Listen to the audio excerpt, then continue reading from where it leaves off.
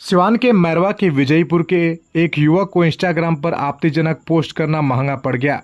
Gujarat police team ने विजयपुर से उसे गिरफ्तार कर लिया, जिसे मैरवा थाना लाकर पूछताछ कर अगले दिन कोर्ट में पेश कर उसे गुजरात लेकर जाएगी।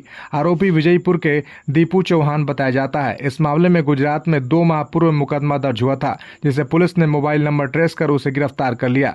दीपू ऑनलाइन वीडियो गेम एक युवती के साथ खेल रहा था। उसी दौरान युवती ने अपनी बहन का फोटो दीपू को भेज दिया, जिसे दीपू ने इंस्टाग्राम पर वायरल कर दिया। युवती के पिता के आवेदन पर मुकदमा दर्ज कर पुलिस ने 2 माह बाद उसे गिरफ्तार कर लिया है।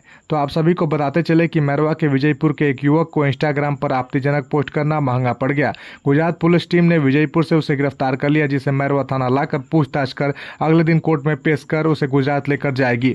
आरोपी विजयपुर के दीपू चौहान बताया जाता है। इस मामले में गुजरात में 2 माह पूर्व मुकदमा दर्ज हुआ था, जिसे पुलिस ने मोबाइल नंबर ट्रेस कर उसे गिरफ्तार कर लिया।